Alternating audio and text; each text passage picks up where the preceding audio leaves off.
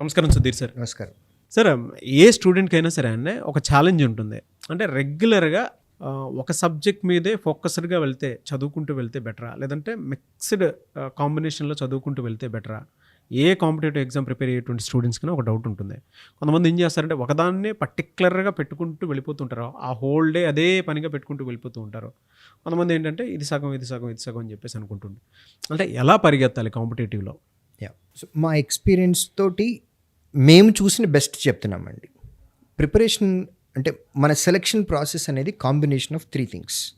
Number 1 knowledge gaining, number 2 practice, number 3 revision. ఈ 3 combination తోటే success వస్తుంది. మనం రాసేటటువంటి ఎగ్జామ్కి ఏమి నాలెడ్జ్ కావాలి, మనకి ఎన్ని సబ్జెక్టుల నుంచి నాలెడ్జ్ కావాలి, ఫస్ట్ ఇది నేర్చుకోవాలి. ఇది నేర్చుకునేటప్పుడే దీనికి ప్రాక్టీస్ని తెలియకుండా మనం అప్లై చేయాలి. డే 1 నుండే నేర్చుకునేటప్పుడు ఫర్ ఎగ్జాంపుల్ మనకి 5 సబ్జెక్టులు ఉన్నాయి. మనకి చిన్నప్పటి నుంచి మనకి మన బ్లడ్లో మన మైండ్లో ఇంజెక్ట్ చేసింది ఏంటి అని అంటే mixed. Right from the schooling మీరు చూడండి, తెలుగు క్లాస్ ఉంటుంది, ఇంగ్లీష్ క్లాస్ ఉంటుంది, మ్యాథ్స్ క్లాస్ ఉంటుంది, సోషల్ ఉంటుంది, సైన్స్ ఉంటుంది. మనకి బాగా ఎక్కువ దేది కావాలో ఆ క్లాసు ప్రతిరోజు ఉంటుంది. ఫర్ ఎగ్జాంపుల్ మ్యాథమెటిక్స్ స్కూలింగ్లో మాట్లాడుతున్నాం, maths period is fixed. Languages Hindi, Telugu, English, ఇవి ఆన్ అండ్ ఆఫ్లో వస్తూ ఉంటాయి. వీటిలో ఇంగ్లీషు తెలుగు, ఇంగ్లీష్ ఎప్పుడు ఎవ్రీడే ఉంటుంది, తెలుగు హిందీ ఆల్టర్నేటివ్లో పెడతా ఉంటారు. సో మన ఫైనల్ ఎగ్జామ్కి మన నాలెడ్జ్కి మనకి ఏదైతే ఎక్కువ కావాలో అది ఎవ్రీ డే ఉండాలి. బట్ ఓవరాల్గా డే అంతా చూసుకుంటే అన్నీ మిక్స్డ్గా ఉంటుంది. మన స్కూలింగ్ నుంచి ఉన్నటువంటి మనకి తెలియనట్టుగా మనకి తెలియకుండా మన బ్లడ్లో ఉంది సార్. ఇదంతా మిక్స్డ్ అనేది మన బ్లడ్లో ఉంది ఆల్రెడీ. మీ మైండ్ ఎప్పటి నుంచో దానికే అలవాటు పడి ఉంది. ఇప్పుడు మీరు కొత్తగా అది కాదు అని చెప్పి 1 ఫుల్ డే మొత్తం ఒకటే సబ్జెక్ట్ అని అంటే mind will not accept. So మీ ప్రిపరేషన్ ఫేజ్లో సబ్జెక్ట్ గెయిన్ చేయాలి అని అనుకున్నప్పుడు మిక్స్డ్ అన్ని సబ్జెక్టులు రోజు కొంత టైం కేటాయించుకోవాలి. Depends on your capability. కొంతమంది డైలీ 1 సబ్జెక్ట్ 1 అవర్, కొంతమంది డైలీ 1 సబ్జెక్ట్ 2 అవర్స్, కొంతమంది పొమోడోరో టెక్నిక్ వాడతారు. 30 మినిట్స్ కాన్సన్ట్రేషన్ తోటి చదువుతారు, 5 to 10 మినిట్స్ బ్రేక్ తీసుకుంటారు. డిపెండ్స్, ఒక్కొక్కళ్ళది ఒక్కొక్క మైండ్ సెట్. వన్స్ ఎప్పుడైతే మనకు కావాల్సినటువంటి నాలెడ్జ్ మనం మైండ్లో వచ్చిందో దెన్ అప్పటి నుంచి చేసే ప్రాక్టీస్లో మార్కులు అబ్జర్వ్ చేయాలి.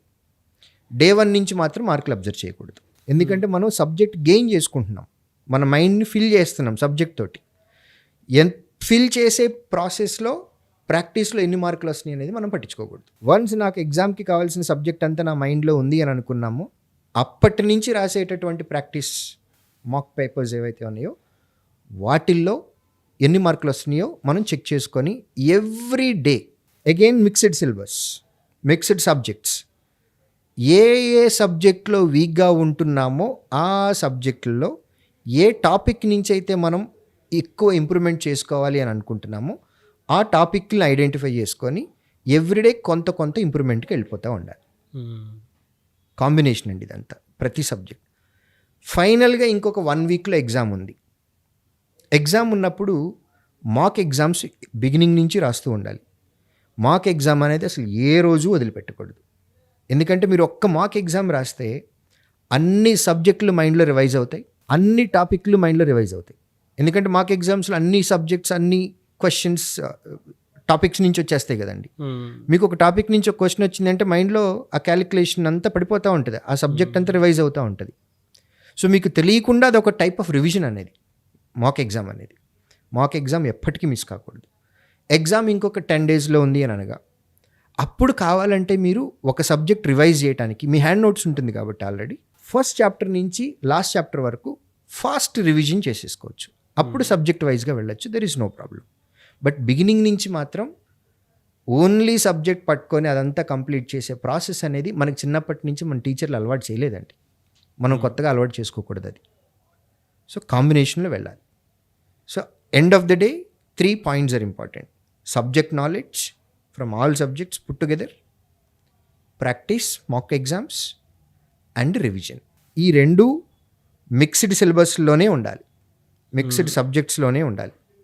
లాస్ట్ ఇది రివిజన్ అనేది మీరు కావాలి అని అంటే సబ్జెక్ట్ వైజ్గా వెళ్ళచ్చు. ఓకే, లాస్ట్ ఎప్పుడు కూడా సబ్జెక్టివ్ వైజ్ సబ్జెక్ట్ వైజ్ వెళ్ళిపోవచ్చు. ఎందుకంటే కనెక్టివిటీ వస్తుంది కదండి. మీరు అర్థమెటిక్ తీసుకున్నారు, ఫస్ట్ పర్సంటేజెస్ రివిజన్ చేశాను, ఇమ్మీడియట్గా నేను ప్రాఫిట్ అండ్ లాస్లోకి వెళ్ళాను అనుకోండి, it makes my job easy. ఇమీడియట్గా సింపుల్ కాంపౌండ్లోకి వెళ్ళాను, ఆ సెట్ తొందరగా అయిపోతుంది. నేను ఇవాళ పర్సంటేజెస్ చదివి రివిజన్ చేసి మళ్ళీ రేపు ప్రాఫిట్ అండ్ లాస్ తీసుకున్నాను అనుకోండి, బిగినింగ్ ప్రాబ్లం ఉంటుంది. ఒక 10-15 మినిట్స్ అయినా సరే, 10-15 మినిట్స్ అయినా సరే every day, that is very important for us.